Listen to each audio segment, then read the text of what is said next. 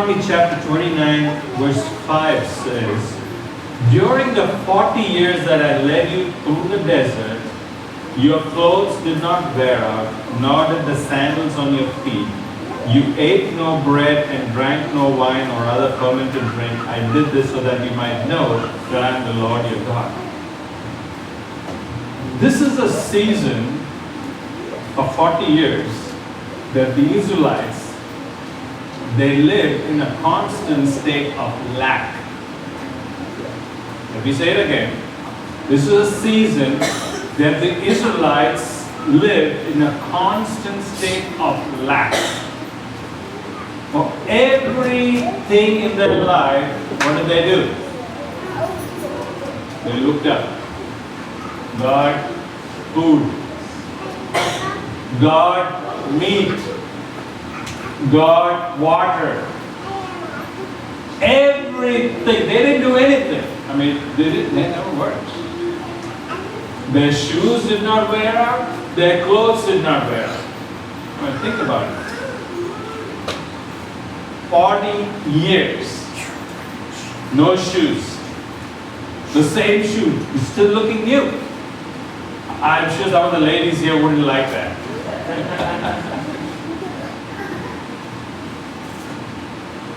You know, if we gather all the shoes in our house, we can fill up one bedroom with it.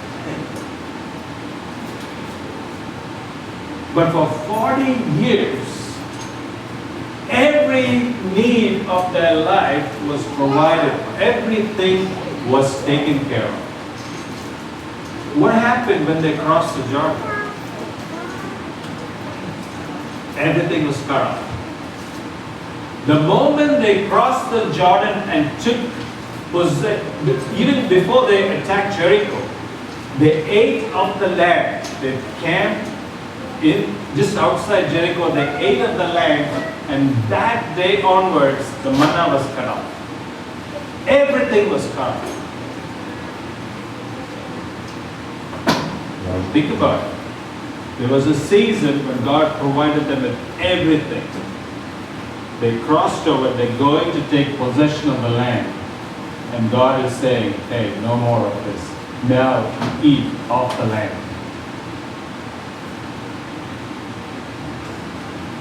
Let me tell you something. There was a time in your life when God did everything for you. It's almost like your parents taking care of you. But there comes a time in your life when God says, I've given you everything. Listen carefully. God is now, you are all in a season now where God is saying, I have given you everything. When we still cry out, say, hey God, I still want manna. I still want this. I still want that. He's not going to give it to you. This is almost like Moses was at the edge of the Red Sea. You have mountains on either side. The Israelite army is behind. The people are grumbling, and Moses cries out to God, God, what do I do? And God says, Moses, what is in your hand? Moses, what is in your hand? And he says, use it. If you turn to 1 Peter, no, I think it's 2 Peter. Sorry. 2 Peter chapter 1, verse 3.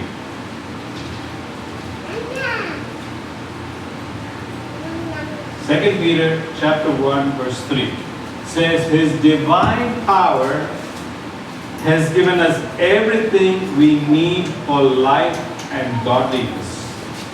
Through our knowledge of Him who called us by His own glory and goodness, through these He has given us His great and precious promises, so that through them you may participate in the divine nature and escape the corruption in the world caused by evil desires. He has given us everything we need for life and godliness. It's with you. When Jesus died on the cross, He said, "It is finished." Everything that you need for life and godliness, He paid for. He has given it to you. You know,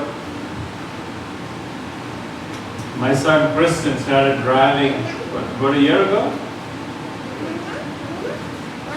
And I brought him a brand new car, and I gave him the keys to the car. I gave him my credit card so he can fill up gas on it. He got his license. And now if he tells me, "Dad, I want you to drop me to school," what would I say?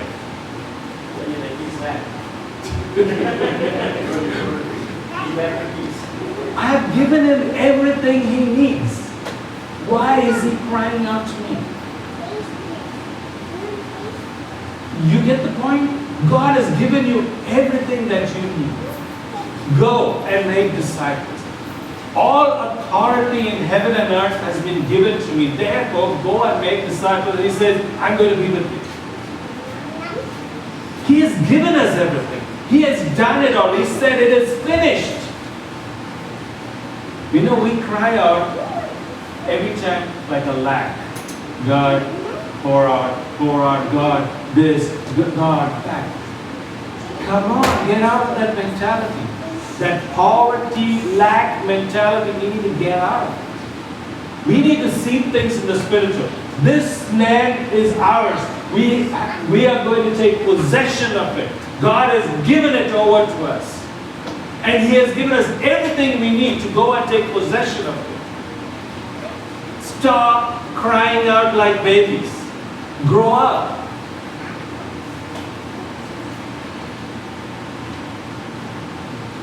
I don't know whether you catch it. All of you look like, "Man, what is this guy talking about?" There's a season that God holds your hands and walk. But you need to come out of it.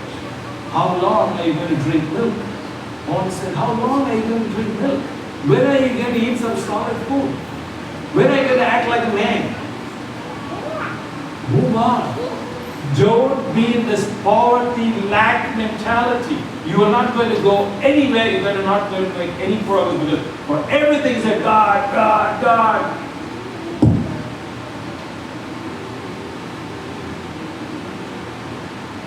I think you need to get this. You guys really need to get this. You know, some of the songs that we sing is so that God, God, you know, do this, do that. Get out of it. What is in your hands, Moses? Use it. So I want you to remember two things here today. First of all, I want you to start honing your spiritual skills. Just like you hone your natural skills. I want you to start learning to hone your spiritual skills. Start. You know, it's almost like God has suppressed their natural senses to enhance their spiritual senses. The moment they sin, their spiritual senses are cut off and their natural senses are just enhanced. So maybe we should try the reverse. Because He has already paid the price. We are dead. Our old sinful nature, the old carnal mind is gone. Galatians 5:24, all those who belong to Christ have crucified their sinful nature. If you have to crucify it every day, do it. The sinful nature is the carnal mind, the fleshly thinking. Crucify it. Let it die so that your spirit is enhanced. Your spirit starts seeing things. You know, we need to start prophesying. We need to start doing amazing things for God. He has given it all to us. It's just our natural carnal self that is hitting it down. That is not allowing us. You know, Peter took a few steps in the water. On the water. He took a few steps. Hats off to the guy.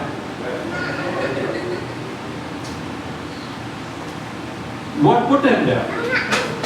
When his physical senses started reacting. Hey, what's going on here? Boom, he goes. At least take a few steps, guys. It doesn't matter if you drown. We already did.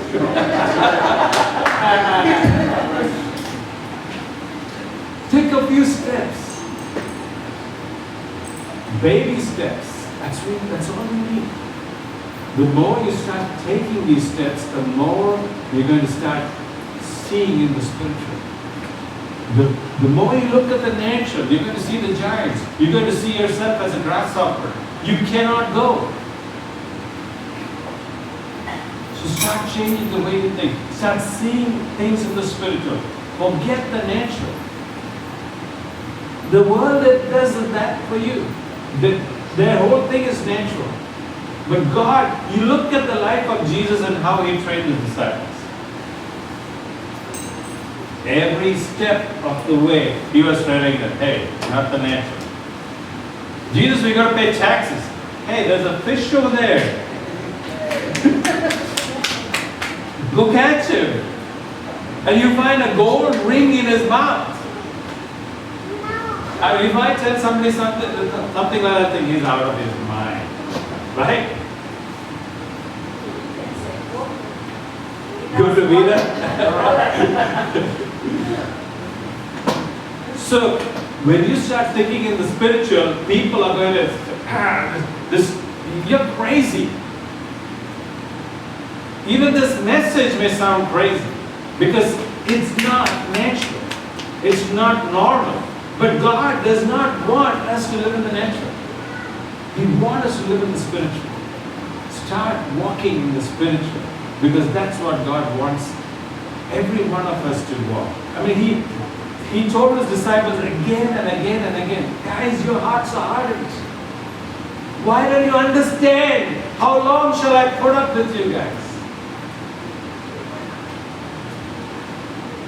So I hope that you guys can start seeing in the spiritual, start walking in the spiritual, and don't look at the problem and say how big the problem is.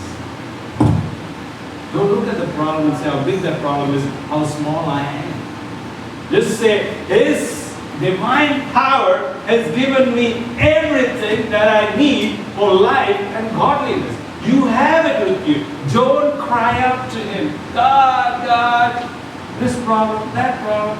No. Okay, speak to the problem. That's what Jesus said. Speak to it. Command it to go. The winds and the waves, Jesus, we're dying. We're going to die. We're going to all drown. Hey, you have little faith. Go speak to it. Peace, be still. Command peace upon the problem.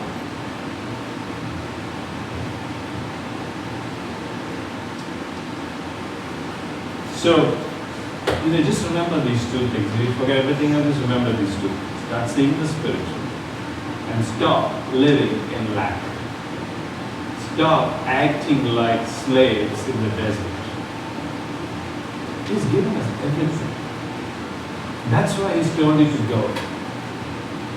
If I tell one of my kids, hey, I want you to go to Houston, and I don't give them the money, no, the transportation, it doesn't make any sense. Absolutely. When Jesus told you to go, He has given you everything that you need to go. Otherwise, He wouldn't tell you to go. So don't look at that, at the people and say, oh, they're murderers. They're wicked people. How can I even go to them? How can I even talk to them? No. Change your perspective. And let me add a few words here just to make it a Father's Day message. Dads, the biggest inheritance that you can give your kids is your spiritual inheritance. When you reach a level in your spiritual life, your kids are able to start from there. Even moms, That's an inheritance because they don't need to walk through what you want. You can reach a level, they don't need to build from the bottom, they can build on your foundation. That's the greatest inheritance that you can leave them. You know, everything, we struggle to give them everything in the natural. We spend our entire life to give them in the natural. What are you doing to give them anything in the spiritual? So just with that, I want to close. Dads, the biggest inheritance you can give your children is a spiritual inheritance. Okay, let's just stand.